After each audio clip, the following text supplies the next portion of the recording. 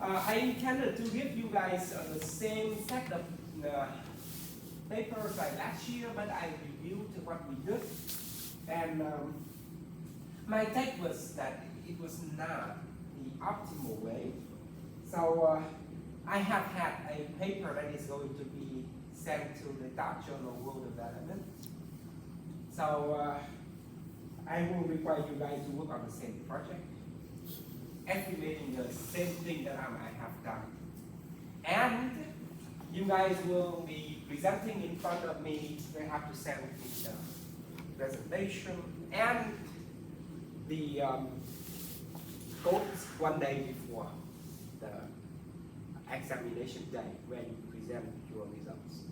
I will keep pressing on aspects of programming and see how you identify the problem and how you solve it. And that would account for 50% of your grade. And I don't think that I will organize a coding examination because that would eat into the time that what I want you to do is to really have some real life experience with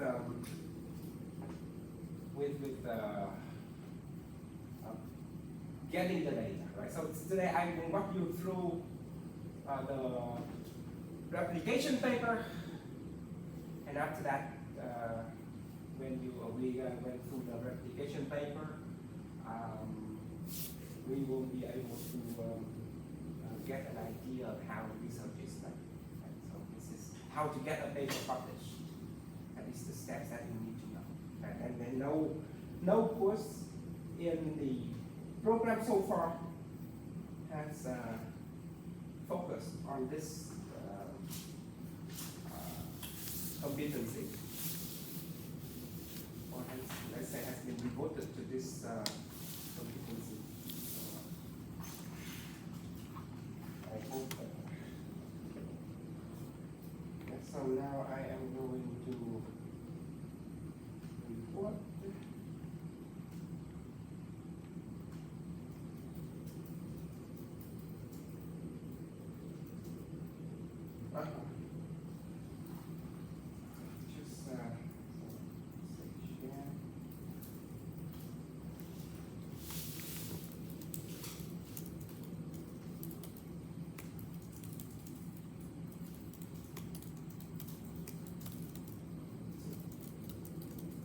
Screen number 2.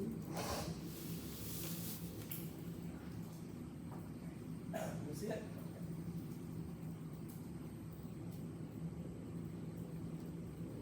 So let us walk back what we did. We have what we have done, right? So let's say basically we went through the kind of very basic econometric models. We try to code different aspects of the OLS model. Let's say we have the slides here. So we started with section number 1. So in which case we focus on. So we focus on the for the math. We do a little bit with the Transpo and English. matrix, and then maybe the most important part we focused on was the OLS model, right? So we coded the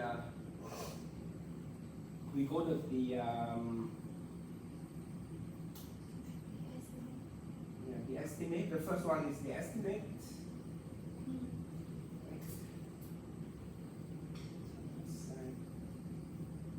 Slides for the day 2. Let's say for day 1, what did we do? For day 1, They want just elements or operation. let's say let me open Python and we recall what we did in the first day.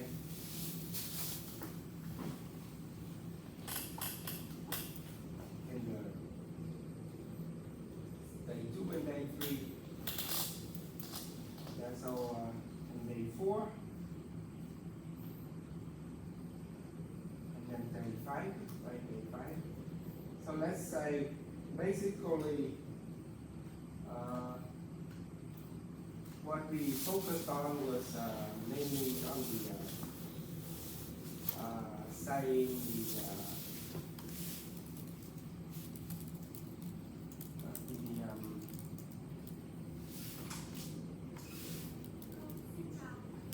hello.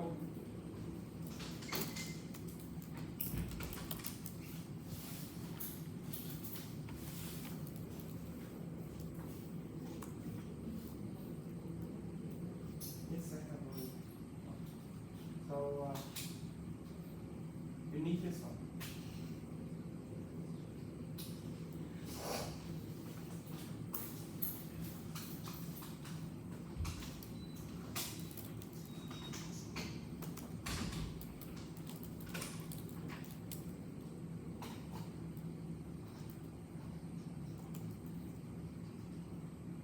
Maybe this is good.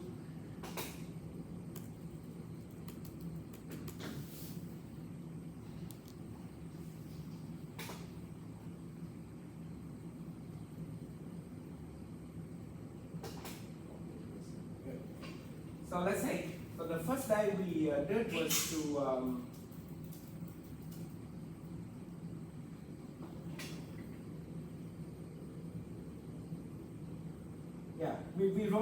we wrote the functions, right? We wrote the functions on how to estimate.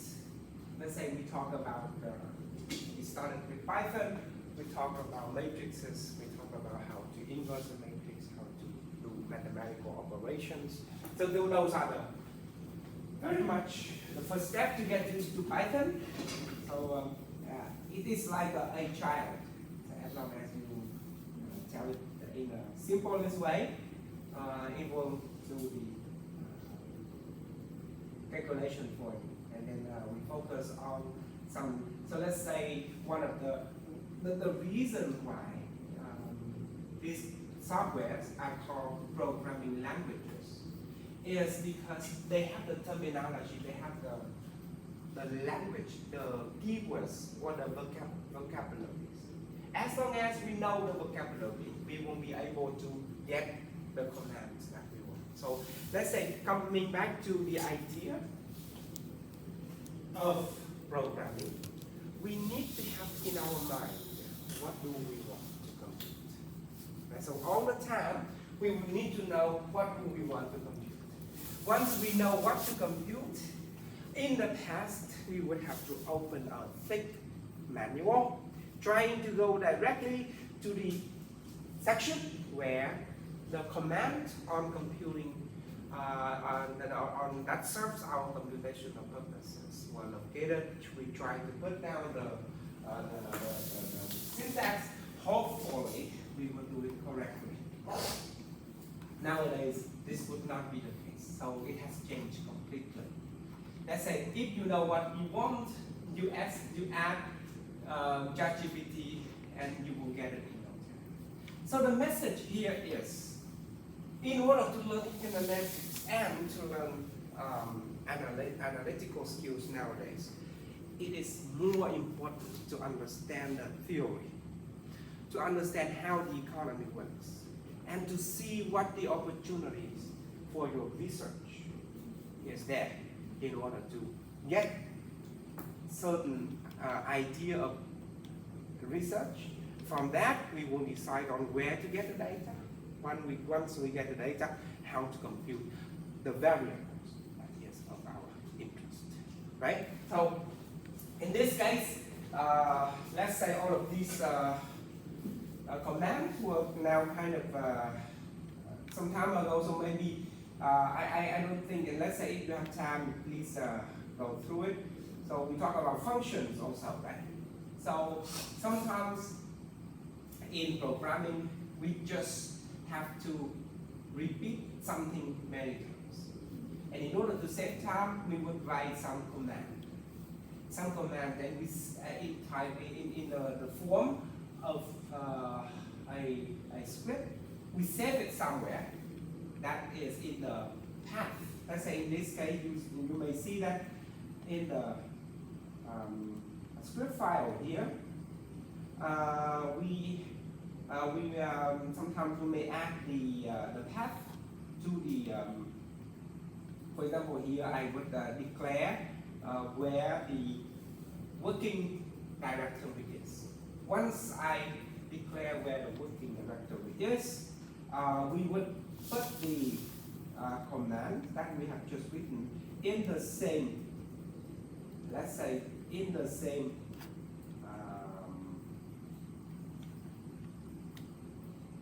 in the same folder. And if it is in the same folder, why don't I get? And if it is in the same folder,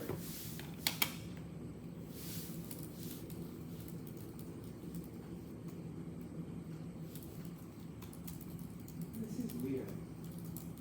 I should have that one, right? Good, yeah, okay. Good. So you see, so in the same folder, if you put a file in the same folder, in that way, when you want to repeat the same set of commands, for example, in this case, we have the command, the first function. So let's say this first function is nothing more than the Gauss-Jordan elimination method of finding the inverse, right? So if you want to find the inverse, you will have several ways, right? One is to use the 5 steps. Remember that one? Going using the what? The determinants, right? First you compute the minors, then you form the cofactor matrix. You compute the determinants, and the inverse is 1 over the determinants times the adjoint matrix. That's the first one. The second one, is a Gauss-Jordan elimination. Third one, what is it? You have the LU and decomposition, and the fourth one would be to use the eigenvalue, eigenvector. Remember that one? So if you compute the eigenvalue, eigenvector, you know that you can decompose a matrix into the form. That is, if you still remember, if we have the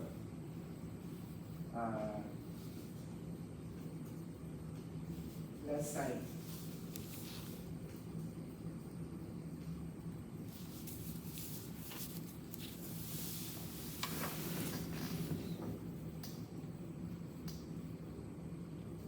if you still remember, if you have an eigenvalue and eigenvector problem, then let's borrow the space from here, right? Just for the short review. If you have something like A can be decomposed into the form, what is it? You have Q times what? Lambda times Q transpose. Is that right? Then A to the minus 1 will be equal to Q times lambda to the minus 1 Q. So let's say, if you know the eigenvalue, the eigenvector, you just take 1 over the eigenvalue, and you will get the inverse again, right? Remember those one? Right? So again, how can we know this to compute? We need to know the math. We need to know the math. And this is a very strong warning to the ones who want to follow a PhD program. If you really enter the PhD program, all of these things you have to master, because there is no time for you to review these things. Once they will start with calculus and real analysis, and with the more advanced things. So these are fundamentals you need to remember. So let's say there are always commands written in Python on how to decompose a matrix into this format. It's in no time. They can do it in no time, right? So of those methods, let's say in order to know how to do programming in Python, what we need is to know the theory. Once we know the theory, we know what to compute. Right? So let's say in this case, you may see that we define a function, right? The function of the Gauss-Jordan inverse in this case, it needs one input. A here is the Matrix. input, right? So let's say if you have the function like that, and now you want to do and you want to import that function, and you want to do the Gauss-Jordan The last one. elimination, right? So let's say, how can we do that? The last right? one. From. So let's say, if you have a matrix. Now let's start with something like here, right? So if you have a matrix, A is defined in this way. Right? So let's say I want to tell data where we want to. Where if you, I'm sorry, I want to tell Python where the current directory is. So if you look at the files here, now it is in the default folder. You see all kind of weird files. These are the system files of Python. If you change the current directory, it will immediately show you the new directory where the files are, right? Now in this file, we have already created our own function. For example, here we have the file PRLAS first function. Now, if you don't put your function into the current directory, or at least into the system path. So Python, in addition to the current directory, they also have the system path, where if they don't find the file in the current directory, it will go to the system store, right? So let's say, if you do, for example, if you do this one, if you run input OS SOS, so this is a library to set the current directory, but you in your folder, obviously you don't have OS, any file as OS. So when Python cannot find it in the current directory, it would immediately go to the system path and find this function in no time, right? So in this case, we can also sometimes we also need to add some files into some folders into our system path, which we will show later. But for example here, you may recall, if we want to find the inverse, right? So let's say if we do the step by step of the inverse, you will see that you get the result. Right? Okay, so we need to define NP first. So somewhere NP here is a NumPy library. I have not imported it yet. So let's say I import math as the PRLAS. Somewhere I need to import NumPy as NP. If I don't do that, Python would not understand what it is, right? So if we do that, we can find the inverse in no time, right? So let's recall, if we go step by step, you will see that start from here, right? So we have matrix A, and we create a matrix I that is next to the matrix A. Okay, and then we would start doing the Gauss elimination. So if you remember, what did we do over here? Right, so this is the Gauss elimination. See? So we start by writing the identity next to it. We try to do rows exchange, and we do the elimination until when we get the left matrix become an identity, the right matrix will become the inverse, right? So that is exactly what is done in this file here. Yeah. So again, the message is, if we want to do this, we need to understand the math. And once we know the math logical, we would ask ChatGPT to do it. If you do not know how to do it now, you copy the whole thing, you put into ChatGPT, you say, give me the code, it will do in no time. Get it?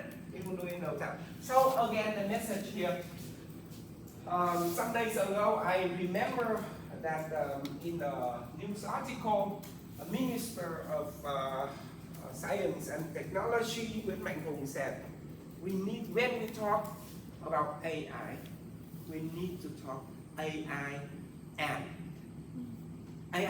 what? AI and application in which area?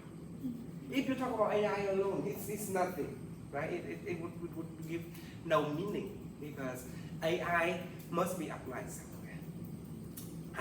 So let's say when we talk about Python, some students would tell me, I'm taking a course on Python. And naturally I would ask, Python for what? Right? Python could be for someone who is doing quality control. Python could be someone who is doing mechanical engineering. Python could be someone who is doing mathematical analysis, or someone who is doing economics and business analysis. So we need, so in each field we have the theory. We need what we know what we need. And once we know what we have to compute, we will be able to do that in an effective way. Sorry, I just sent you the link. I thought that you would do it online. Okay, just came. Just arrived from Hanoi. No, I just arrived from Saigon. Okay. So I just do a little bit of reviewing, and the message is again clear to you guys, right? Okay. Now that is the first day, and then we do the second day. When we do the second day, right? What did we do? Right. So in the second day, we tried to talk about the data manipulation. We talk about the review of the data set and all kind of things, right? So this is something we did. On the third, then let's say on the second day, we have the second part in which again we we define the data and we try to estimate the model manually. So that is what we do. Let's say, I think once we have done it, just go through and understand what is being here. So for example, some of the very fundamental skills that we need to do here, for example, if you want to find the critical value or the confidence interval of any distribution. In the past, you would have to go to the book, try to find a statistical table. Nowadays, you just need to define what kind of distribution you are interested in. Right? Of course, before you want to use the T distribution, you have to import it. Right? Of course, if you can do it with the T, you can do it with the F, you can do it with other distributions. And then we computed all kinds of statistics that would be available, that would be computed by using the OLS model. Right? So then we do the testing, hypothesis testing, and the like. So please have a look at it. And after that, so after learning about the basics, right? So on day 4, we focus on some optimization. So in this course, so let's say for today, I am not going to go through this, but let's say I have prepared some more, let's say in that day I prepared some more theory about optimization. Right? Some theory about optimization. So you may see that. So basically we want to learn how Python try to find either the minimum point or the maximum point. Right? For example, when we do maximum likelihood, we have the optimal, we have the maximum.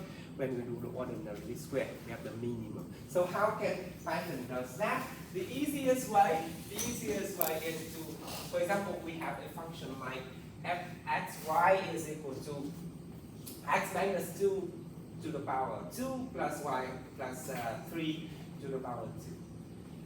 So basically, the first thing we do is to compute the first order vector, right, we call it. And then the minimum point is when the first order vector is equal to 0, that we call the first order conditions, right? And in this case, we have the x star that is 2 and minus 3. Because you may notice here that both of the terms are non-negative. So the lowest possible value for this function is the 0, value of 0. So that happens when x is equal to 2 and y is equal to 3. Let's say the gradient descent on a convex quadratic function is maybe the easiest way to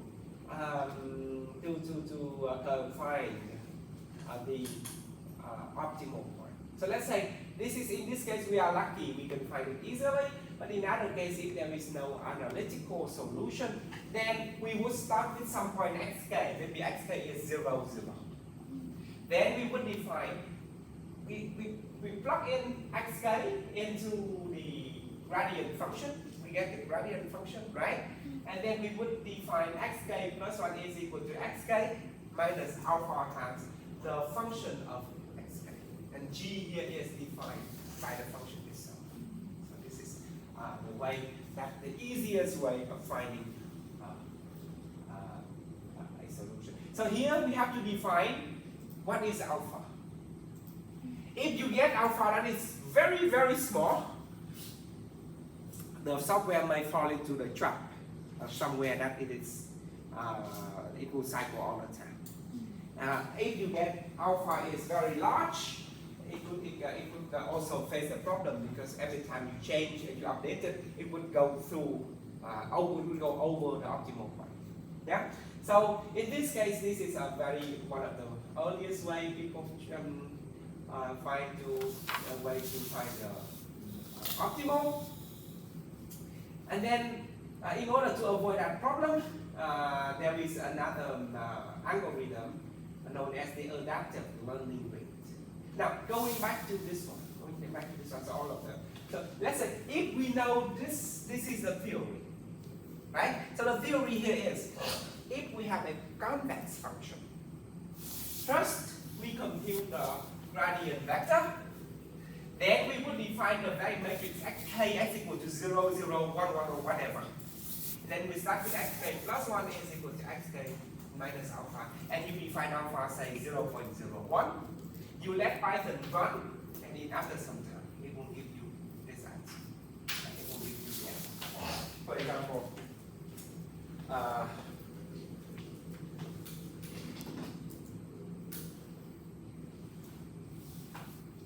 here, right? So let's say, in this case, I have programmed the algorithm here, right? So let's say we define the function f(xy) as equal to x minus 2, and then we define the gradient function as equal to this one, right? So nothing more, we just take the derivative of that. So how can I do this one? Because I can do this one because I get the answer from where?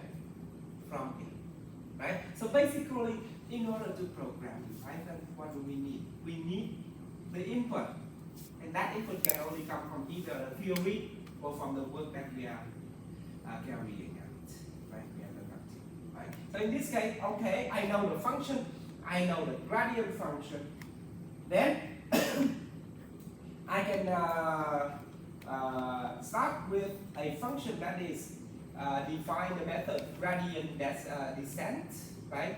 We need the initial point, the learning rate. Here I define the learning rate myself, equal to 0.1.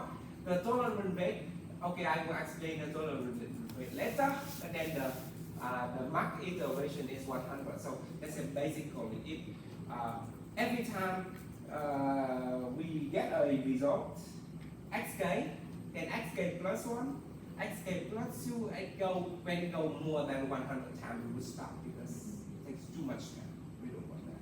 We don't want that. So in that case,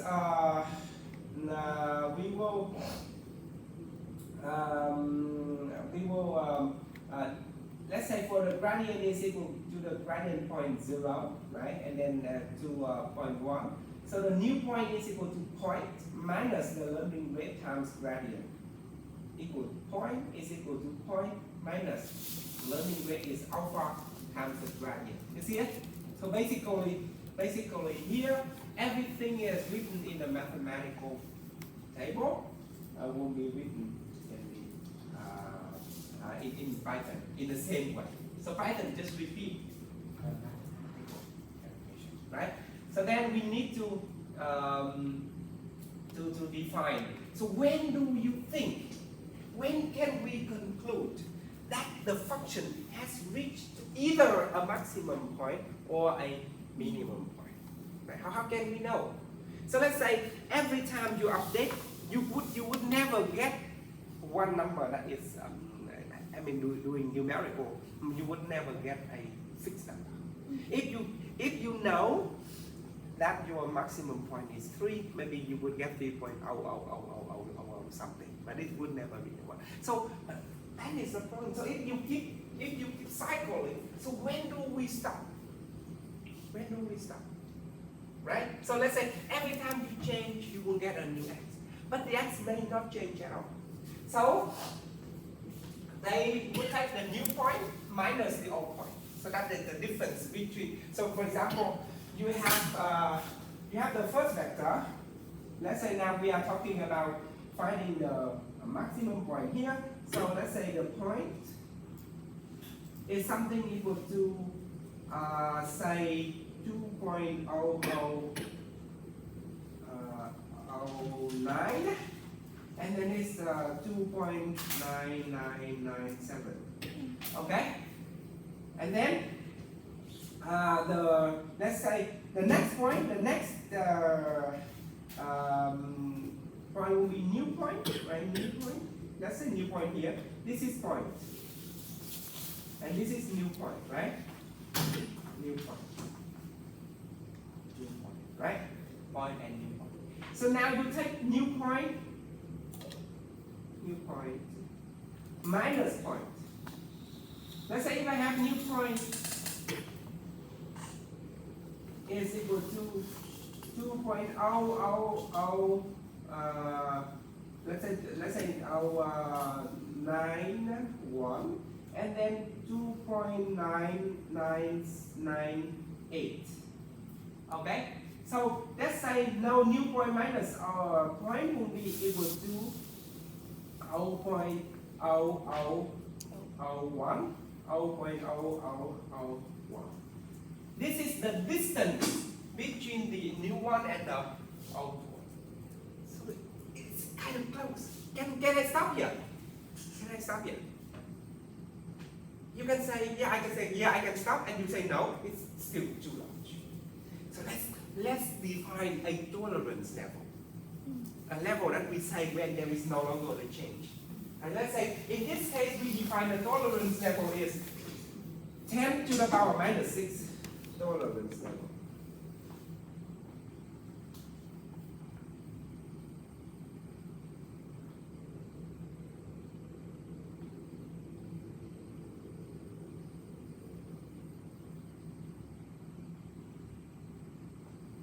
(10 to the minus 6). Okay? So, if the distance between the 2 points is smaller than 10 to the power 6, then I will stop. I would say, okay, this is the maximum point. Okay? So let's say, in this case, I will say, so how can we compute the distance? The length, right? So you square them all. Yeah. You take the square root. Remember that one? Okay, so we would say that would be the square root of this one is 10 to the power 4, right? And this will be 10 to the power minus 8. Is that right? Plus 10 to the power minus 8. Okay? So this will be equal to 2 times the square root of 2 times the square root of 10 to the power minus 4. Is that right?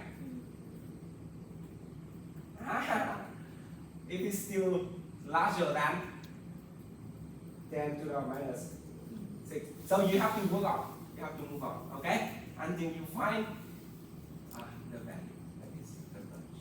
So if you give, I mean, if this is an example, I'm exaggerating it, but most of the time it will reach the maximum point after just one or two iterations. It's very fast, right? So let's agree on that. Let's agree on that.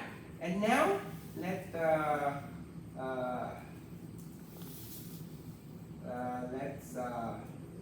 try this one out, right? So let's say if we get the answer as we. Okay, so after some time, how many? After 62 iterations, it concludes that the maximum point is 2 and minus 3.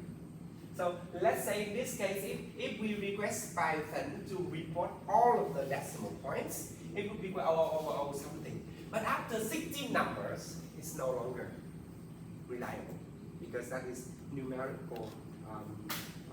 Let's say the kind of noise, because computer doesn't work with numbers actually, right? So it works with the binary number, so it's 0 and 1.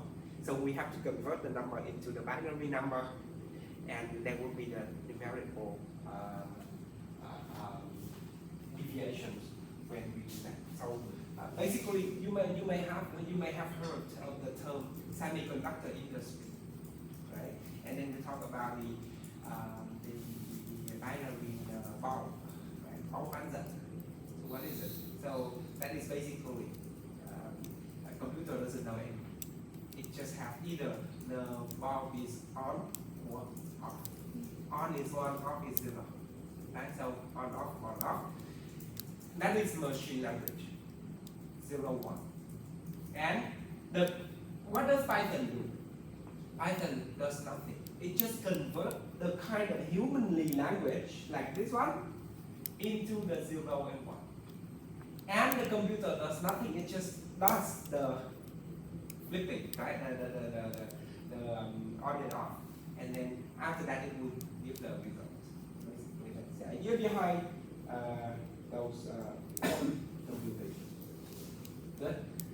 So let's say I wrote something here. So basically, it would take me a lot of time to do this. To be honest, and maybe I would give up 5 years ago, right? That would be very much a challenge because believe me, if you code something it got wrong, and you have to go back and try to fix it, and sometimes it would take days, right? So in the past, that would be almost impossible, but nowadays these things can be done, right? So you see that we started where? We started with 0, 0. Is that right? This is where we started. Is that correct? We started with 0, 0. Go back here. The initial point is 0, 0. Is that correct? So this is in the initial point that you get. It is here. And after one update, it goes here. Another update, it comes here. Another one comes here. And to the 62 update, it went to 2 and minus 3. Okay, so this is the result of each time of optimization. And you see that the distance becomes shorter and shorter. And basically, to the last iterations, you don't notice the distance between the points anymore. Get it? This is the easiest and simplest way of optimizing. And again now, we can do something here. Let's say the learning rate is now 1. What happened? Let's say if we put the learning rate to 1. If we put the learning rate is equal to 1, what do we get? Sometimes a simple model like this one would be okay. It still works, but the extreme or minimum point is 0.0 point. So when you choose the learning rate that is too large, it just gives you the wrong answer, right? Yes. See? So if you put the learning rate that is very, very small, right? Let's say if we put the learning rate, let's say very small, 0.00001. Okay? So every time it just moves like a snail. It goes very slowly. It goes very slowly. And maybe no, it should go faster like this.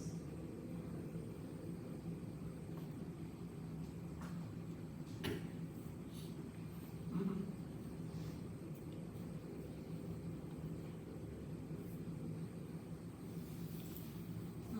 The learning rate is 0.01, so it just simply did not get the right answer because, so let's say in this case, if you put it 0.1 again,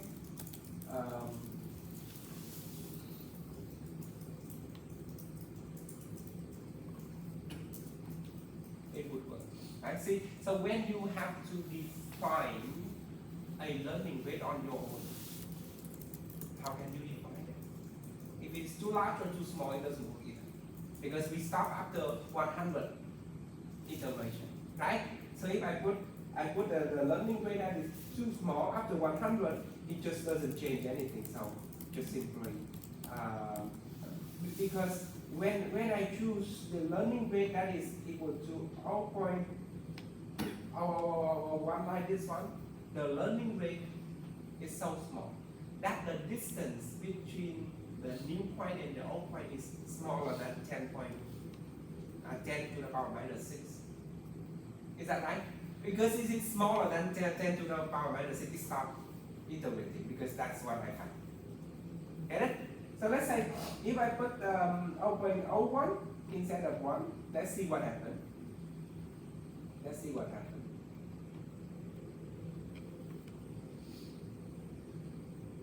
I would get something like 1.7 and 2.6. That is not very much informative, right?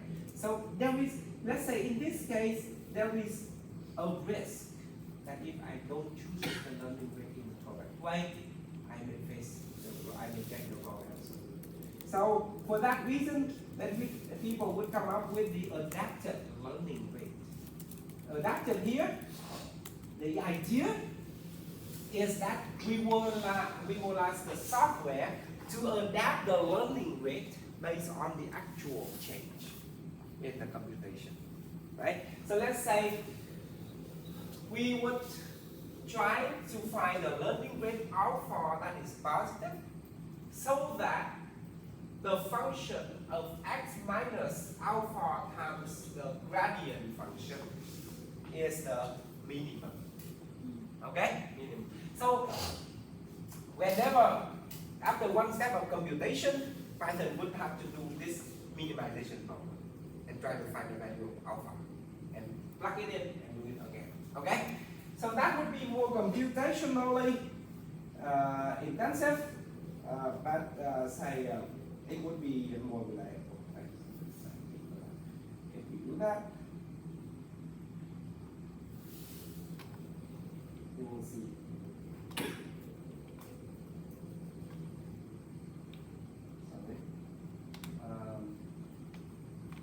Let's say if we do that,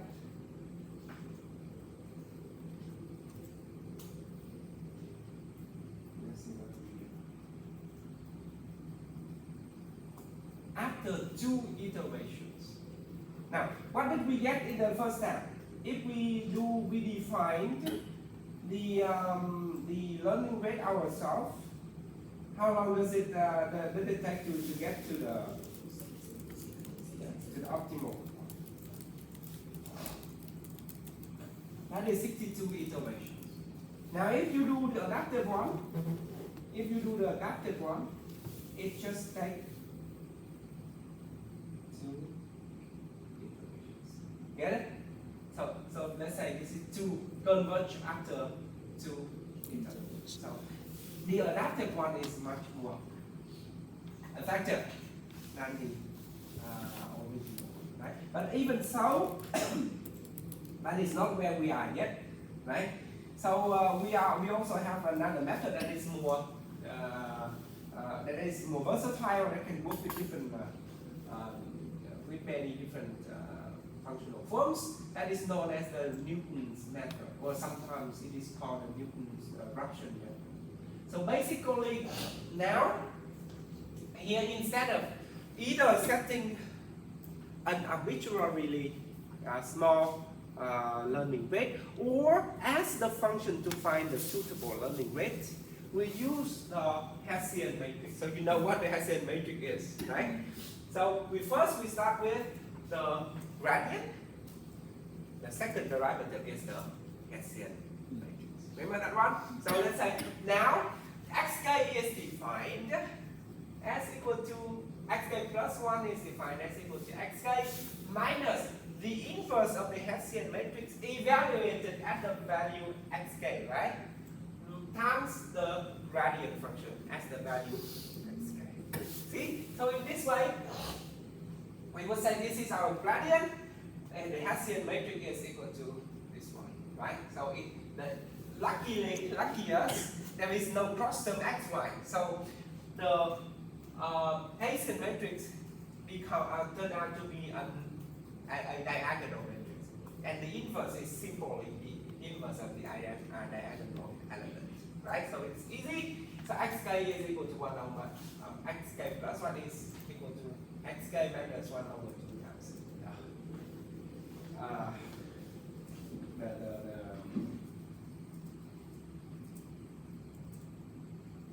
gradient. So let's say here.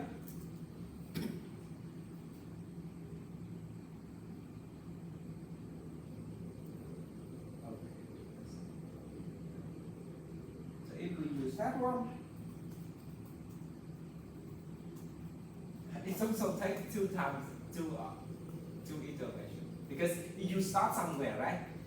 So let's say there is not a lot of room to improve here, but the Newton eruption is better. Of course, when the Hessian matrix doesn't behave very well, when you cannot find the inverse. So when the data is ill-behaved, we call it ill-behaved. So the Hessian matrix has many values that is close to 0, especially on the diagonal elements, close to 0. If you take 1 over it, it will be very large. That is when the data is not stable. Right? That's something, especially when you have multiple realities. Right? So the Newton eruption would not be an ideal candidate. Beyond the Newton eruption method, there is a so-called BFGS. Yeah, that is the name of the guy who did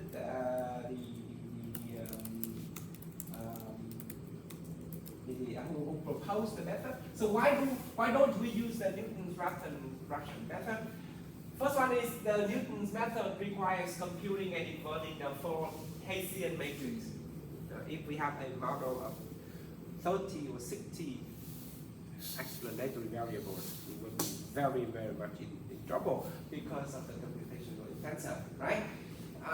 This is expensive and unstable in high-dimensional or non-convex problems. Non-convex here, I mean when you have actually the Hessian matrix, you don't have the well-behaved Hessian matrix, right?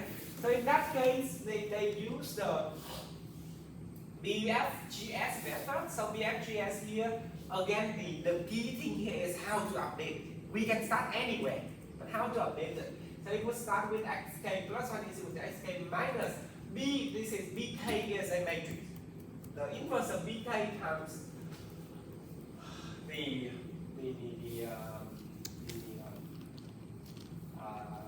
Hessian the gradient matrix. So here there are several definitions. One is sk. Sk is the difference between xk plus 1 minus xk. Yk is the difference between the gradient of xk plus 1 and gradient of xk. And the matrix B is nothing more than you take bk plus 1 is equal times yk is equal to xk. So in that way, the second condition, right? So the updated formula is, so you start with the BK, and then you start updating the BK plus one, and then after every time you would have the BK plus one, you find it this way, and you can plug it in and you get the answer. So that is some of the method. Sometimes it still doesn't work. People have come up with different suggestions. But let's say basically all of these are the optimization, the common optimization that softwares are using these days. And for most of our cases in econometrics, people use this method, DBFGS. So it's data in Python, this method is right, so basically. So you just imagine how can the people run models like OOS, GOS, probit logic, conditional order, probit order logic, and count data and the like. So they all started with writing down the maximum likelihood function, right? They try to find to find the optimal point. Once they have the optimal value for the coefficients, they use those coefficients to come back to compute all kinds of statistics. That is reported in the regression table. That's the idea problem. Right? So, to be honest, if we have all of this, we have a data set. We load it into Python, and you tell ChatGPT, do this for me. I mean, in less than 5 minutes, it will be given you will be given everything you need, right? And then if you are interested in building a regression table for yourself, right? You just start for example, when I'm teaching the first year or second year students, I developed the regression table for that class, and it says the regression table only for the BOEK class. It's just for some fun. But the idea is, once the optimal point is reached, we again, in that class of model, what are the statistics that you need to compute? The R squared, the pseudo R squared, what else? The marginal effect, right? The conditional effect, and so on and so forth. So whatever you need to compute, you get the optimal point, you know the value already, and you start again with the mathematical formula and try to get the statistics based on the math, right? So the message here again, in order to learn Python, you know what, just spend a week on it, and going through this thing, you get used to it. Yeah. Good. So, right, so I provided some application here, so we can use the Newton-Raphson for the OOS least squares. Right? For example, so what is our model, right? So we have a standard linear model, y equal to x beta plus epsilon. Firstly, you would have the f beta here. The f beta here is similar to the fxy in our previous example. You can compute the gradient, and then you compute the Hessian. Is that right? And then the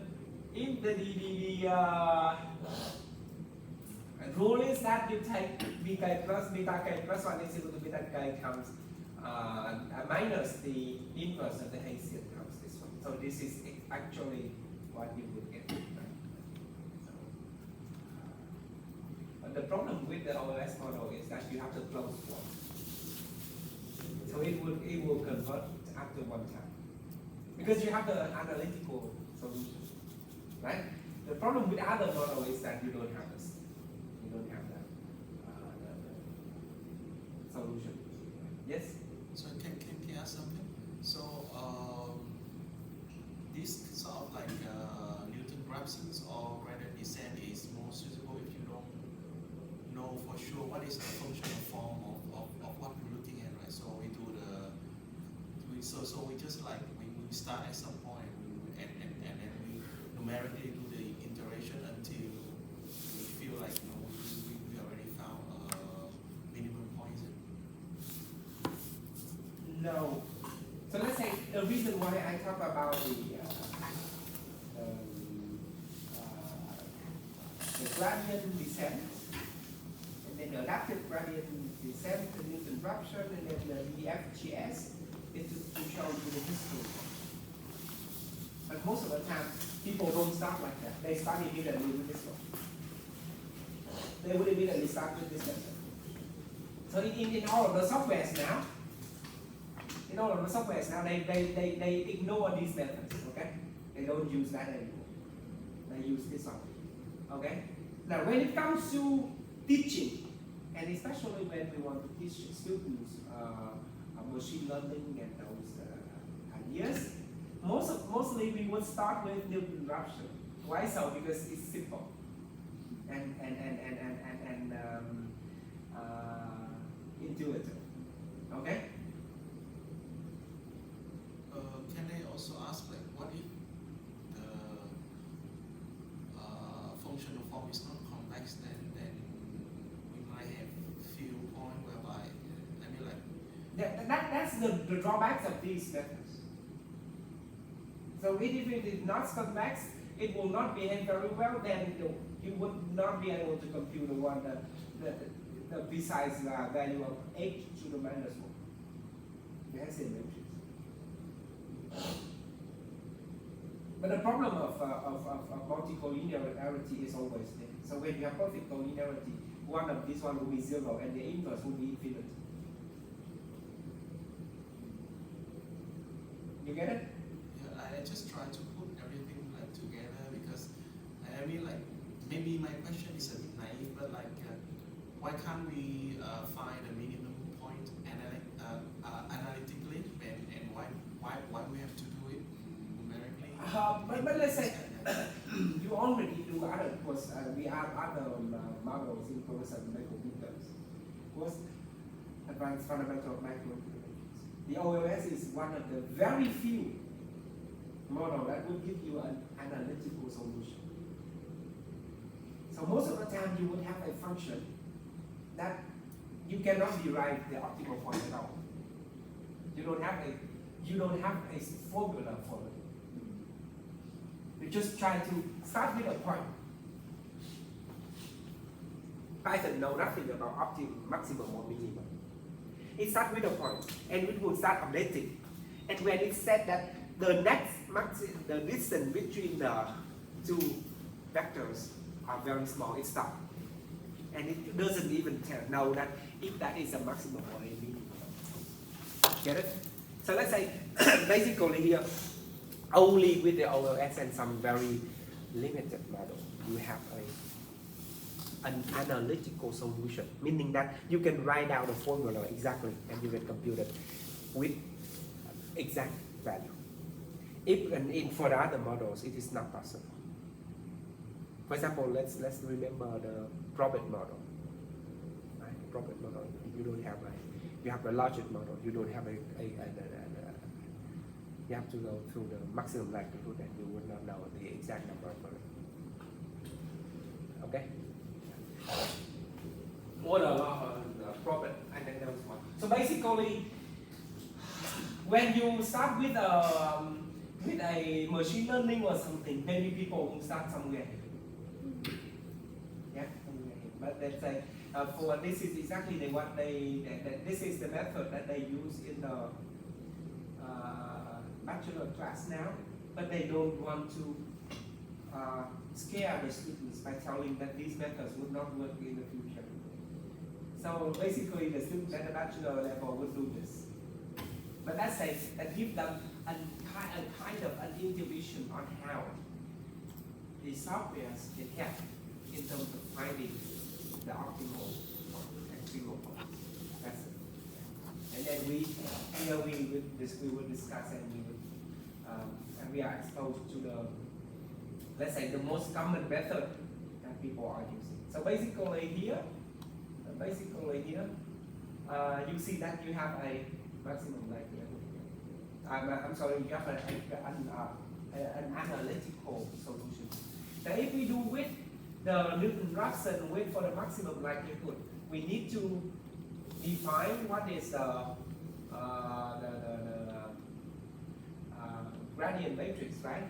And then gradient vector, and you have the Haitian, and you do the updated rule, and it would be, and here I have provided you with the same answer, and it will also convert after one iteration. Because again, in the maximum likelihood method for the OLS model, you have the closed form solution.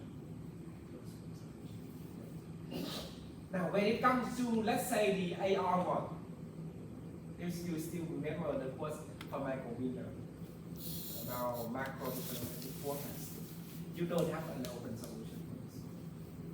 The only way for you to do is have to define gradient, Haitian, and then you have to go through the steps, right? Okay, so for today I stopped here. Before Ming arrived, I already informed the class. After some thinking, I think let's have a goal for this course. So let's say now you are exposed to Python for weeks in the past.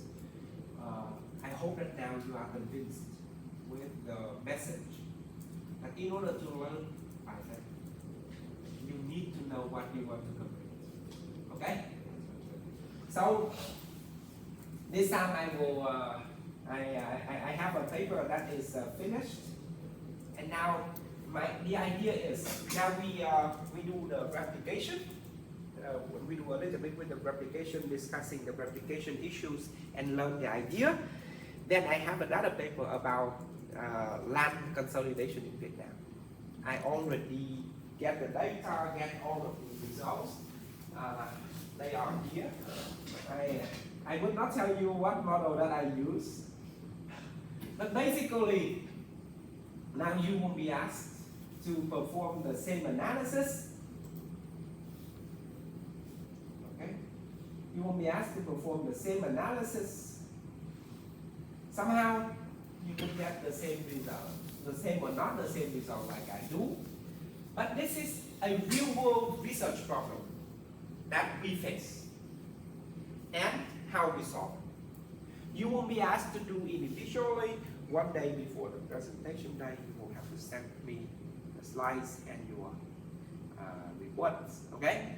And then you will present to your class. So you are not allowed to share information. If you share, that is at your expense. And then also I will ask questions about the computation.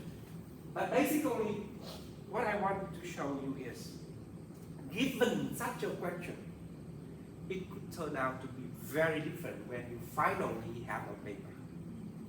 Okay, so this will be a really real-life experience of learning how to write, to develop, to do the data analysis for a real-life application. Okay, so where does this one come from? So let's say you would present, and then I will present to you what I did and how I get the results. So you may see it here. I have different report here. The report tells a very beautiful story about land consolidation. Now, and the like. I don't pull it down because below there is a secret. So I will set down a research question. But basically, this one comes from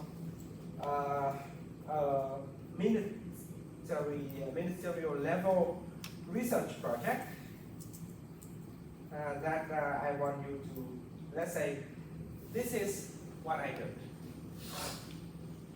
Right, so let's say we have let's say a real world research problem, and the name is land consolidation, lot size, and production approaches in the Vietnamese rural areas. So basically, I'm going to share with you this proposal. Right? You will go through it. Sorry, it's in Vietnamese. I can do the translation into English in no time, but what for? Because this is a ministry level research project that we won approval some years ago. Right? So basically, You won't be able, you will read through it, and you won't be able to, and you won't be asked to do only one research question. We have 3 papers out of it, you won't do only one. Okay, so let's say, and you do this, you will also see you only need 2 parts of the research. One is to compute the land fragmentation. This is the first one, right? And then you do the analysis of land fragmentation on income. Now, so these are the, so let's say when you do this, if you do this one, you are not allowed. You are not allowed to do the OLS problem. Because the data has problems. Okay, you cannot do the OLS. You have to think of a model that overcome. So what is problem do you see? What is your solution? And let's say this is a lot of computation effort, because you will be given a raw data set, and they are not there for you to, oh, this is the fragmentation variable, this is income variable. There is no such a thing, right? You have to start with a data set that is raw, and you have to come up with your own computation, right? So let's say from the beginning, I put the data here.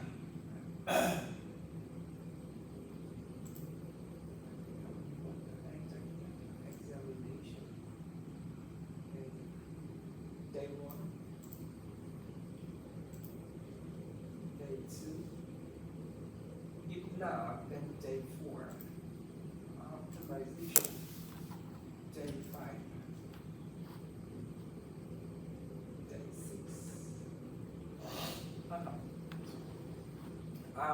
Examination. No, it's sent to the students. I'm sorry. You have data here, and we are going to use this data set. And you may have to start, okay, so this is what I was not taught when I was a national student. And without being taught this one, you will still be very much uncertain about what it means to do a research. Okay? So let's say now, you will be challenged to do something based on the research proposal. You read through it, you know the context, you know that a lot of people have been doing on it, the similar things, using the similar data, and you have to do something that they have now, right? And then you do it, you presented it, and then after your presentation, I will present what I find. And that you also have some sense of, okay, where you stand relative to the actual research. Okay, of course I don't play like this one. Yes, okay. Right? So, and that's sometimes you will have some aha moment. I see how it works. Okay? Of course, here for example, we talk about land. Right? We talk about land. You have to use weight and the like. So you have to rewrite on how to use the weight. But let's say here you see that from section 9, it will all talk about land consolidation, land characteristics. So basically here you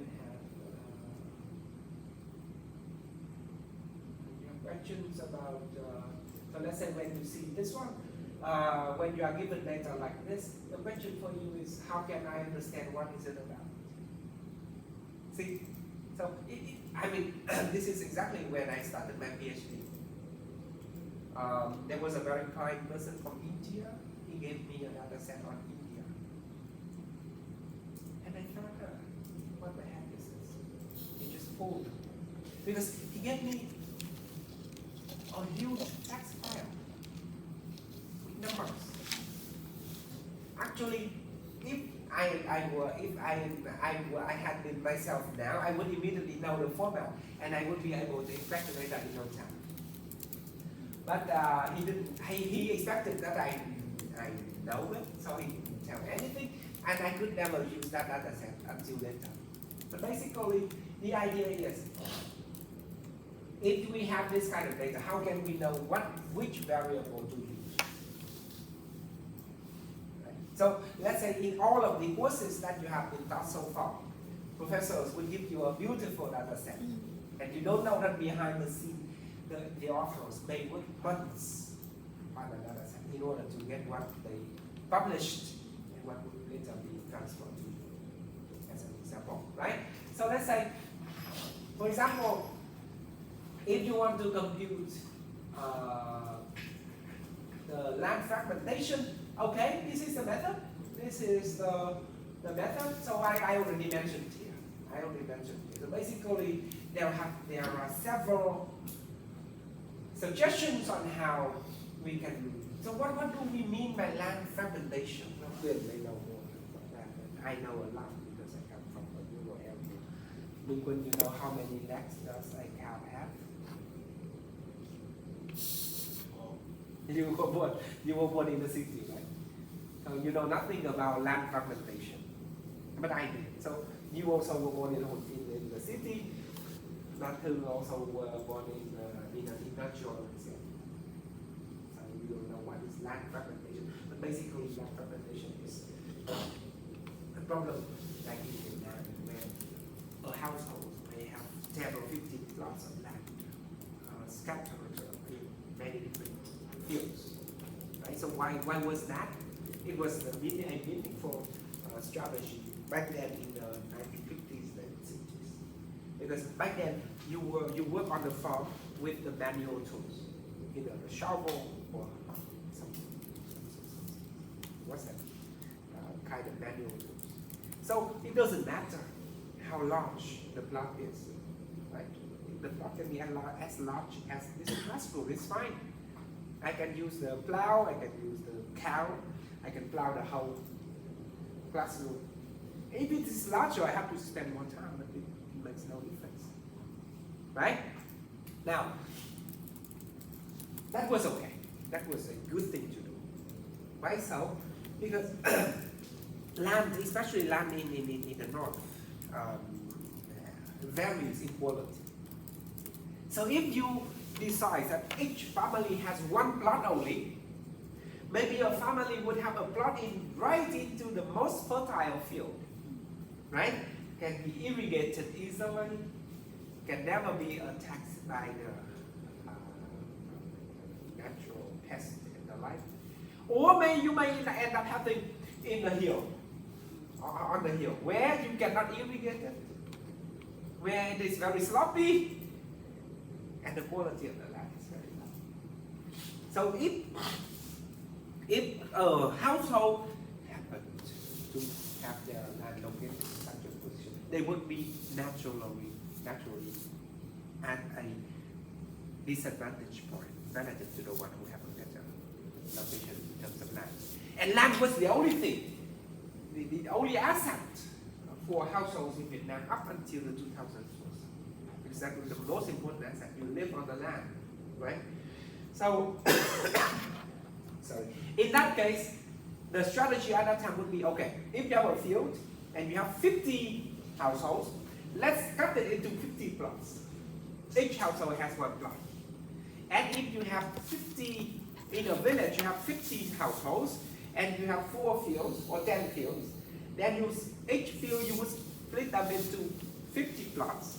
And each household would have one tiny plot in one field. And they would walk to work, right? This is okay. And by scattering the land at different locations, it helps a lot in terms of equalization because you have the same everywhere. It will also help to reduce the natural risk.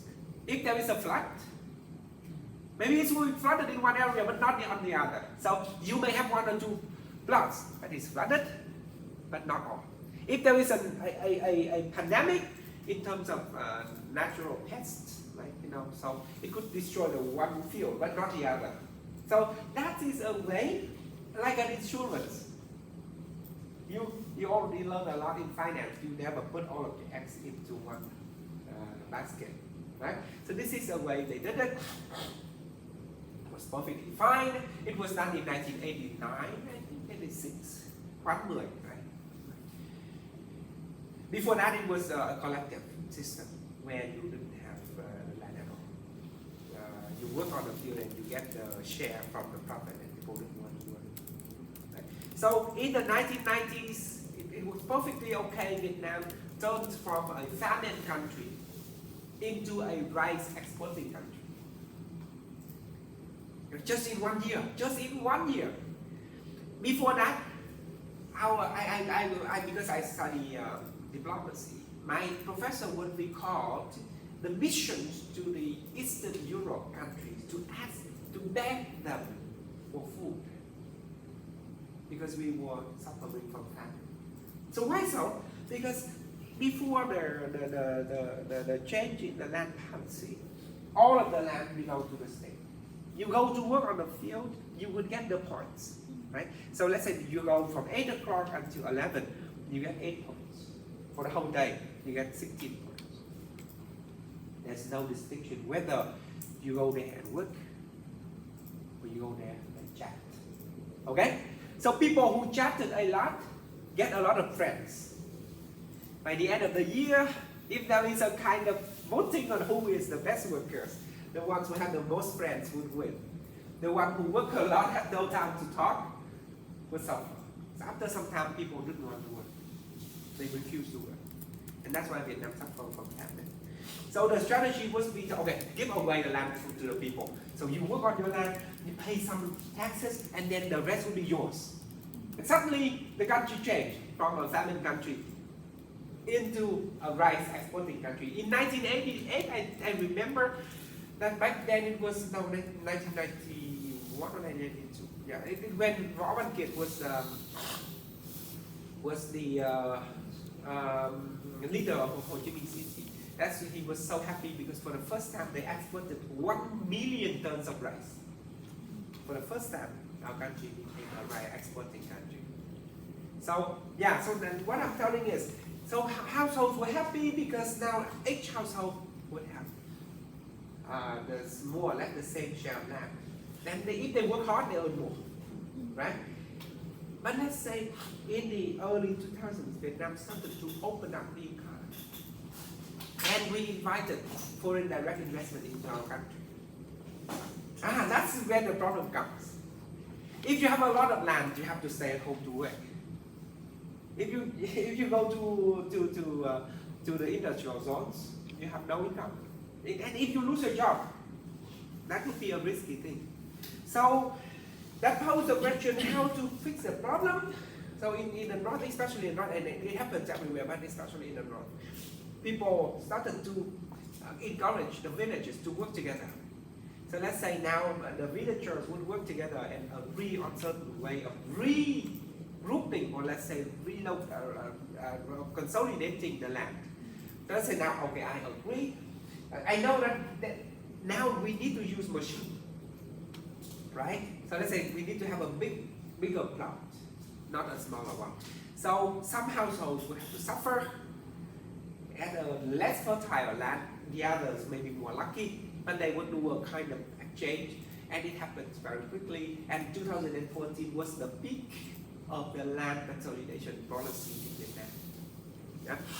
So the question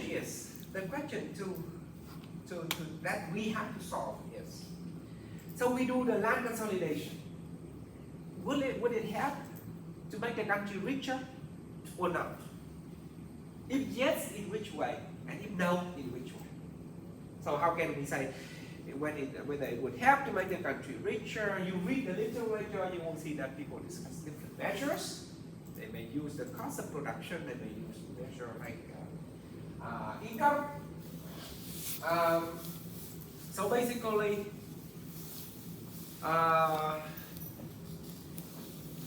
in the literature, you will start to realize there are two kind of contrasting ideas, or let's say findings. One is to say land consolidation would lead to higher household income.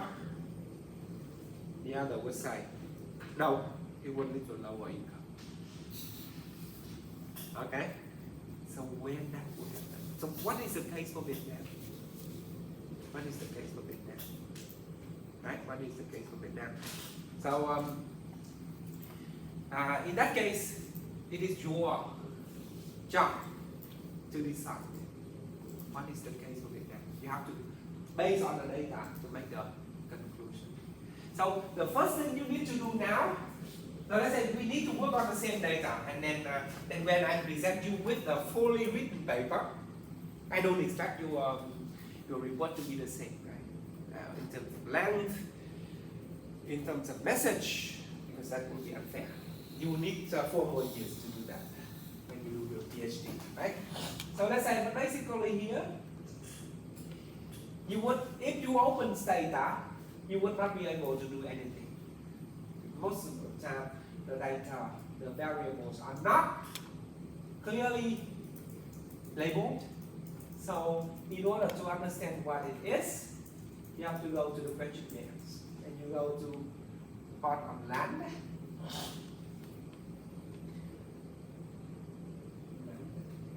The problem I want to tell you is, okay, so you look at this one, you see, okay, so if I go to section 9.1, I have question 9.1, and then I have question number 1, question number 2, question number 3, question number 4, number 5, and so on and so forth.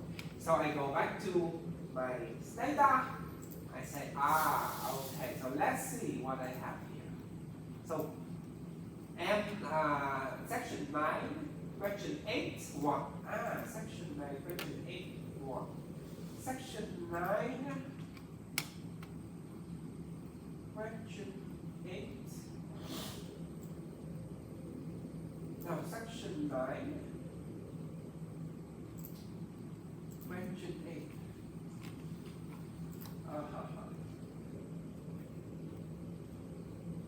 Section 9, it should be somewhere here.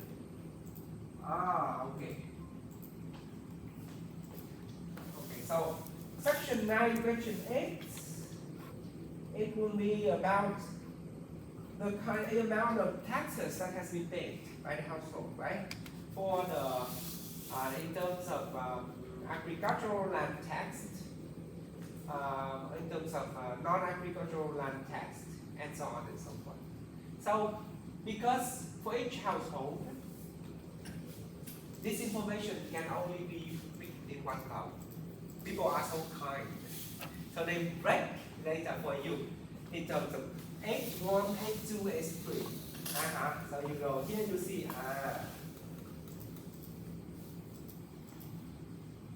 H1, 2, 3, 4, and 5. They are corresponding. That life is beautiful. But life is not always beautiful. Let me give you another example. Let's go to, now this is the real life, and I think I have to tell you, this is a 6 ECTS course. And it could be the most demanding course in terms of workload. So far we have been exposed to the theory, to the intuition. Now is the time to work, really to work on it, right? So, let me open the file.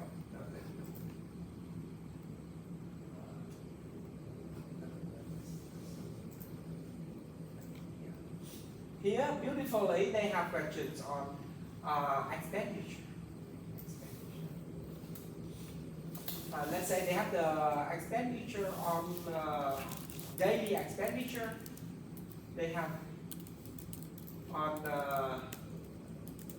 small money for children. What's that? Coal,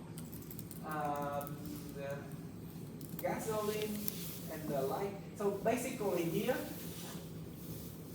they are asking the household how much you spend on something.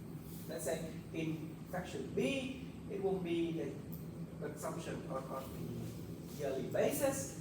All of the, now, if they are kind enough for you, they will give you a variable M5D2 underscore 1, 301. Okay, that would be beautiful, but they don't. What they give you is this one. What they give you is this one. And we would go crazy for, I mean, now it's much easier. When I started the paper that we need to replicate, it was not there yet. So it took a lot of time and thinking on how to overcome it. And basically what I'm saying is, here, they would give you the information, they would give you the information about expenditure. Okay, you have question 1, question 2, question 3. 1, 2, 3, 1, 2, 3. Then, okay, we given the 1, 2, 3, they will give you 1, 2, 3 for everything. Okay, so in this case, if you tap the variable, if you type tap variable, this is the amount that the household spent. You have 114,999 data points, but you do not know which one is which. You don't know. So you have to base your data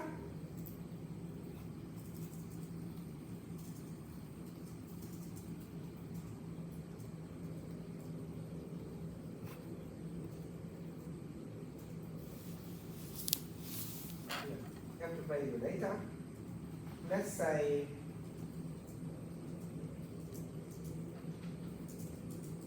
so you have to base your data. Okay, so for many households, some of them don't spend on something, but they spend on the others.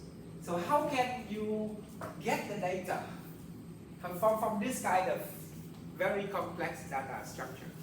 We know more about this because you do BIS. So this is with this structure. How can you separate the total expenditure on total annual goods expenditure for a household? So you will see that if I put sort, right? Then this is in the, so if I sort,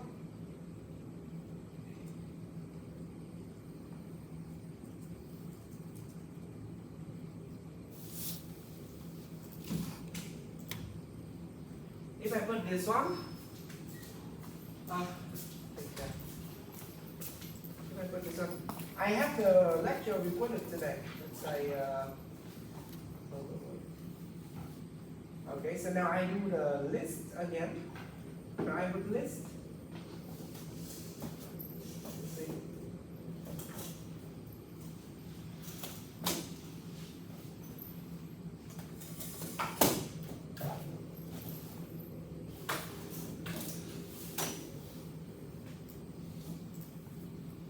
Let's go back to see which is the variable that is the aggregate, right?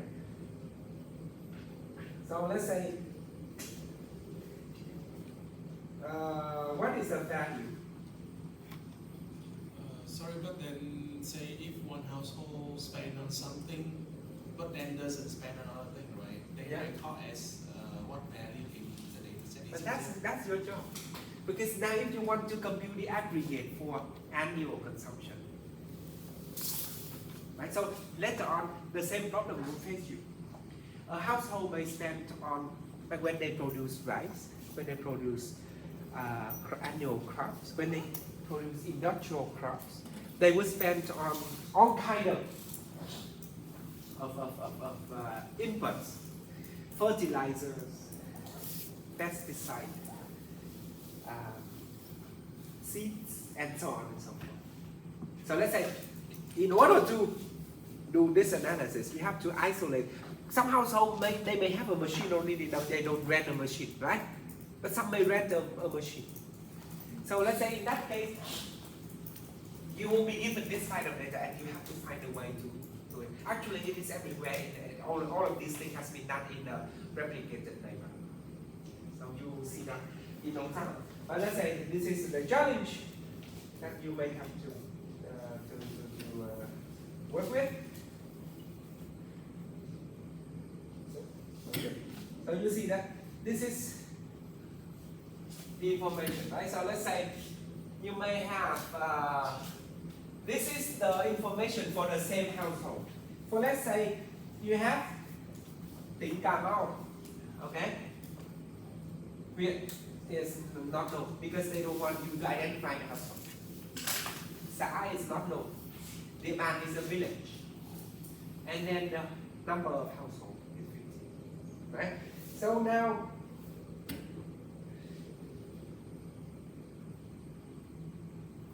okay, let's say now,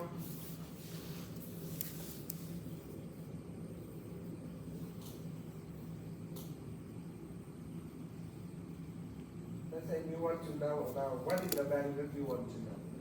We want to know question 1, right? Sorry, I think the question 1 is the okay, Japan.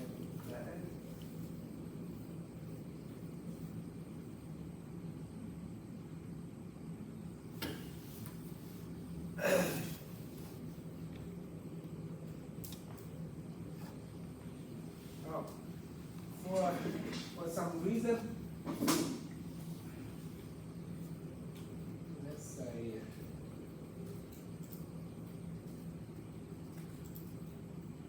let me read it.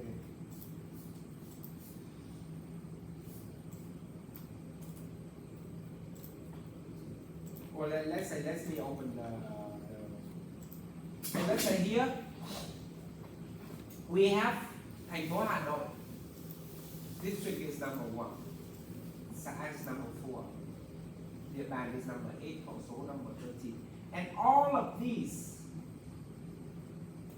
number 18, this is the information about annual consumption of that household in a year. One household. Yeah, the same household. So you may see that they have consumption on different things, right? They have consumption on sorry, 302 is quần áo may sẵn, right? 304 that is khăn các loại, and so on and so forth. Yeah. So when you face with this kind of problem, and if the question is how to get the total annual consumption for this household, right? And you have to compute this one, and somehow once you compute the total, you have to extract this one row only, because this is for one household. Extract one row, save it somewhere, and you do it for the second household, and you save it somewhere, and in the end, each household only have one row. Is that right? Over here we have a lot of rows. A lot of rows. So in this case, it will be, let's say if I give you the data, of course in the raw data I give you everything. But basically, if you don't have to do this, you will see an annual consumption. Someone already computed that for you and say, oh, annual consumption. You would expect that in the future, if you want to do research, there will be a variable annual consumption for you now. Right? Because this is the data producer. As a data producer yourself, sometimes you don't want to change the structure of the data too much, because you do not know how the researcher will use the data in the future. Right? Now, just I'll give you an example that could be very much meaningful here. Right? So let me go back to again to 2014. I go to number 4. You see that I already did that in my in the paper that we replicated. So this is an open secret. But basically, you have information about rice production. So let's say here this one is okay. They will give you information about what is the total value of rice production in $1,000. It's beautiful, right? However, when it comes to rice production costs,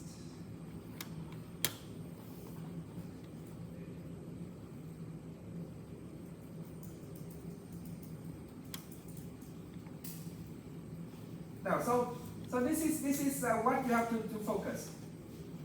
Then you have rice production. You have annual crop production, and all of them will have the total value that you have. Let's say collected, right? However, in terms of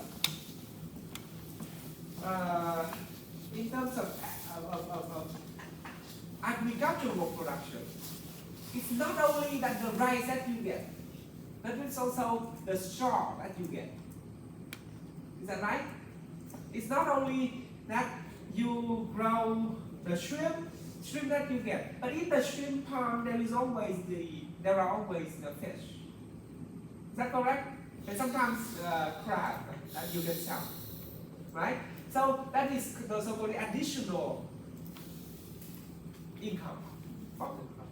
You have to add them all so that you know what is the total revenue from growing rice. Because you grow rice, you have the straw. Sometimes you may have other,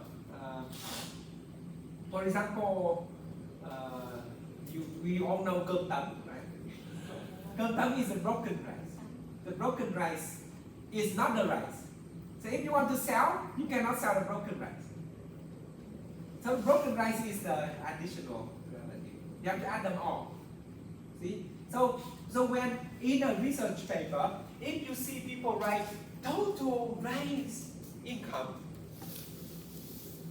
you say, okay, total rice income includes the value that the household keep for own consumption, the sold value, and the additional and actual income from byproducts. Byproducts is the right word. Okay, understand.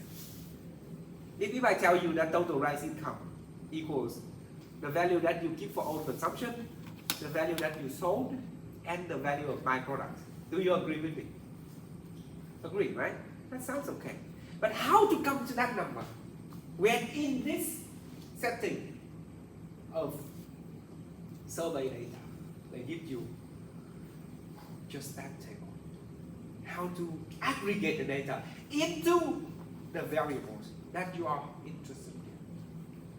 That's the reason why I think if you know how to do it once, it will be very easy. It will solve a lot of problems that you may face going forward. Good? So, and then let's say that is where I just stop, right? If I go here, you see chi phí trồng trọt. Again, they will give you similar to the section number 5. They will give you all kind of expenditures without a separation. Because if they separate, then there would be thousands more variables. So there's also a cost benefit here. But let's say when we do the computation here, many of the items here have economic meaning. For example, if you want to talk about value added of the rice cultivation, then what is the value added? It would be equal to the total revenue minus the intermediates, including the seeds. Is that right? The small plants, and fertilizer, manure, manure bots, pesticide, herbicide. Do we include this one? Dụng cụ nhỏ.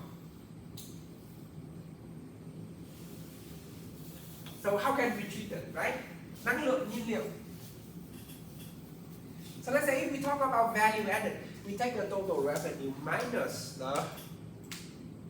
the intermediate. So which one over here is the intermediate? Right? Which one over here is the intermediate? And which one is not? Right? For example, if you have the tools, so when do we, so the tools, does it belong to the intermediate? The intermediate is something that is converted into the product. So do you convert the sorghum into rice? No, so this is the capital. Is that right? This is the capital. It is not. It is not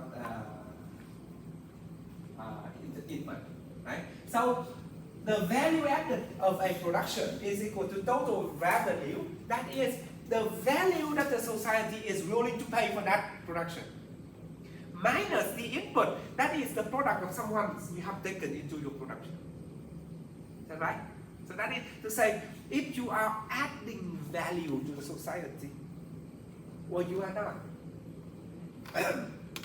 Someone may grow a kind of grape that is so tasty, he or she can sell at the price of 500,000 per kilogram. But the cost of production is that he or she has to buy some special fertilizer from Japan, and the total cost of production, the intermediate, is 600,000. And in the end, you spend all of your labor, capital, but in the end you create a kind of value that is even smaller than the value that the society has produced. Right? That you use the value the society has produced in order to create that value. So you are adding a negative amount of value added, and you are not making the society richer. Is that correct? Okay. So in that way, we have to understand again. This is my, for all of my honesty, my mistake, because I did not teach you the course, the pre-master course on macro. So I did that with 2023. I will do with 2025. But for some reason in your group, I thought that you also be well prepared. Because we talked to each other, and we thought that it would be covered. But in the end, it was not. So for you guys to talk about what is GDP, it's still kind of. I already did the remark, right? Did you go to the remark? No. Dan Hương, did you? No. I know Minh Quân knows it. But let's say basically, when we talk about GDP, what do we mean by GDP? Right? So GDP is the total value added that a society creates on a year, right? So the value added is equal to the total revenue. That is the value that the society is willing to pay, minus the intermediate.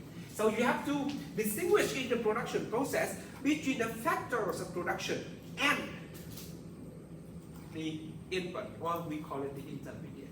For example, I am teaching, you are buying the educational service. You are not eating me.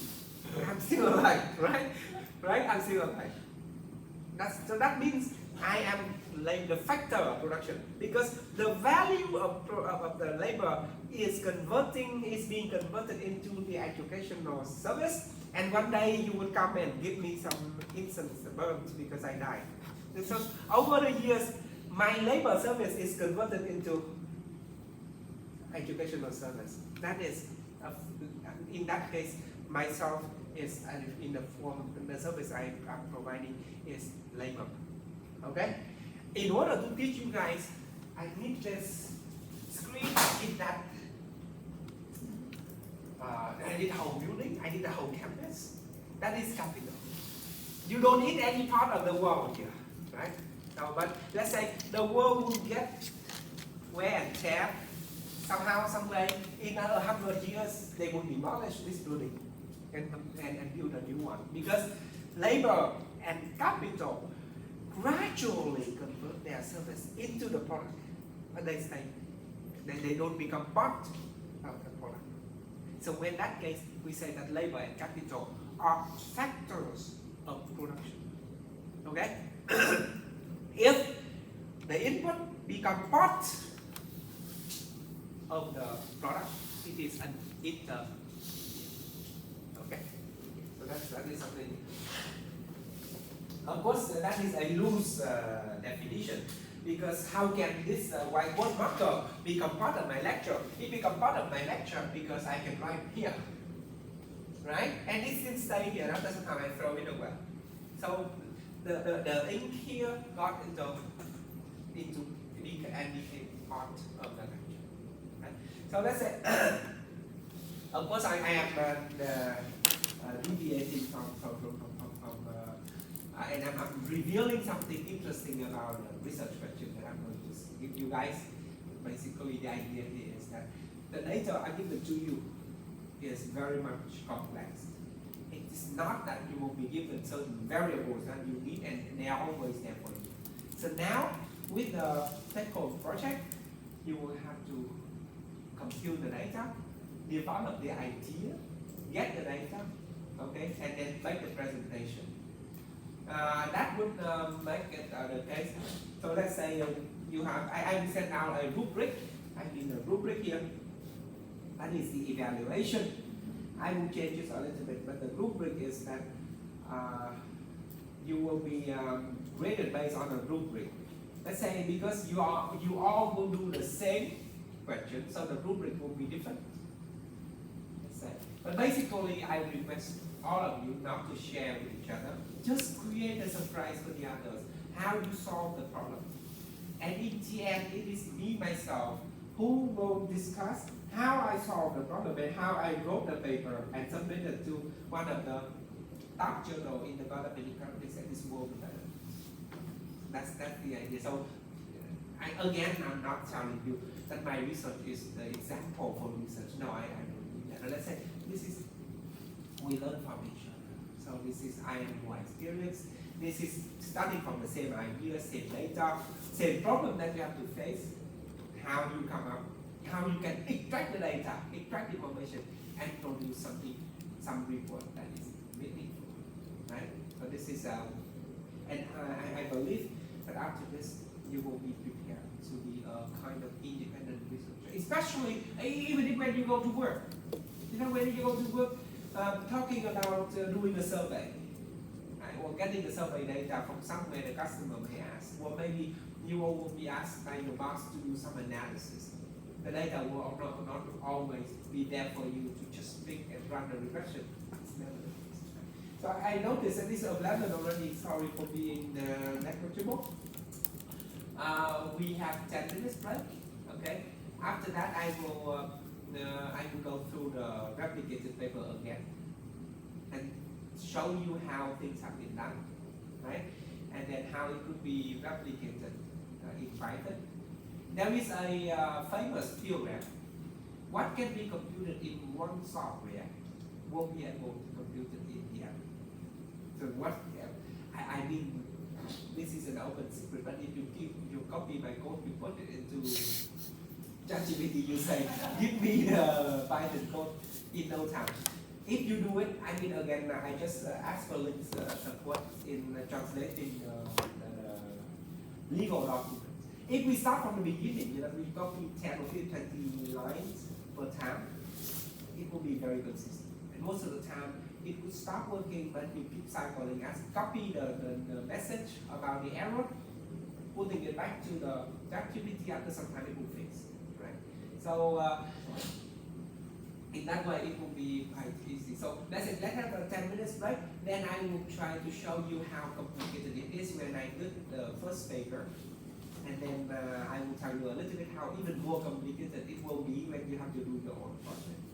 Because this is something new. The two papers are not related, so they are quite, but let's say the skills are more or less the same, managing survey data. When it comes to data management, then micro survey data are more complicated rather than you have to deal with time series. Because time series, in the end, the only problem you have to face with is the time index.